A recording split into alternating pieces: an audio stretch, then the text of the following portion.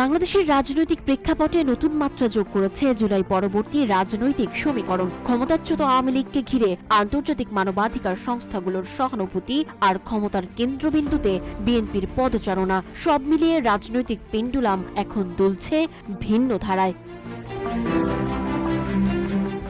সম্প্রতি যুক্তরাষ্ট্রভিত্তিক ৬টি আন্তর্জাতিক মানবাধিকার সংগঠন প্রধান উপদেষ্টা ডক্টর মোহাম্মদ ইউনূসকে একটি চিঠি দিয়েছে, যাতে আওয়ামী লীগের ওপর আরোপিত নিষেধাজ্ঞা প্রত্যাহারের আহ্বান জানানো হয়েছে।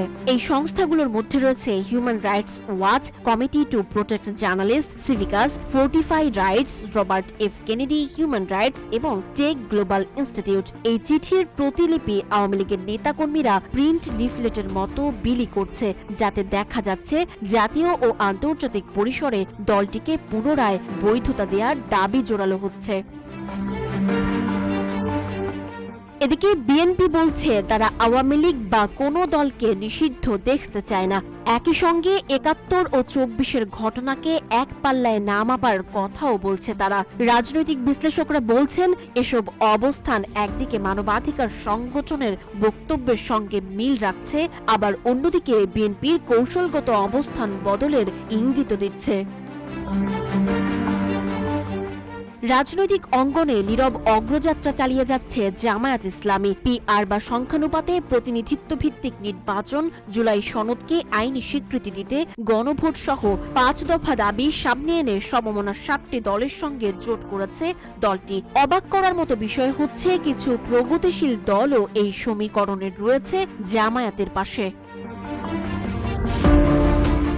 রাজনৈতিক সহিংসতার চিত্রে বিএনপির কর্মকাণ্ড অনেক ক্ষেত্রে আওয়ামী লীগের পূর্বের ভূমিকার ছায়া মনে করিয়ে দিচ্ছে। ফরিদপুরে একে আজাদের ওপর হামলা, ব্রাহ্মণবাড়িয়ায় জোনায়েদ সাকির ওপর হামলা, নুরুল হক নূর এবং মাহমুদুর রহমান মান্নার ওপর হামলার ঘটনাগুলো আওয়ামী লীগ বিরোধী কর্মীদের মধ্যেই অসহিষ্ণুতা ও বিভাজন সৃষ্টি করছে। এসব ঘটনায় বিএনপি কার্যকর প্রতিকার দিতে পারছে না বলেও অভিযোগ উঠেছে।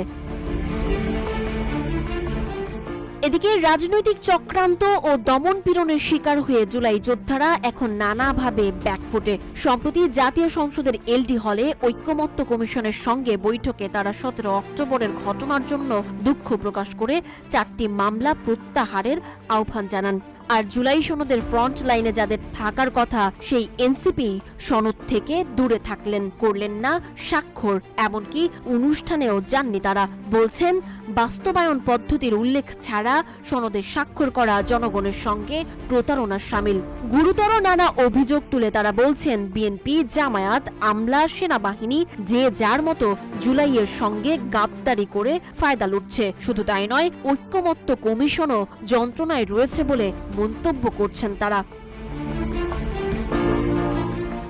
রাজনীতির এই খেলার মাঠে এখন খেলোয়াড় বদলেছে ঠিকই, কিন্তু খেলা বদলায়নি। রাজনৈতিক আঙিনায় বিএনপির উত্থান, আওয়ামী লীগের প্রতি আন্তর্জাতিক সহানুভূতি এবং জামায়াতের কৌশলগত পুনরুত্থান, সব মিলিয়ে বাংলাদেশ সামনে এক অনিশ্চিত রাজনৈতিক মেরুকরণের দিকে এগোচ্ছে। ফলে প্রশ্ন উঠছে, কার হাতে থাকবে দেশের সিন্দুকের চাবি? সানজিদা আফরিন, সোনিয়া, রূপালী, বাংলাদেশ।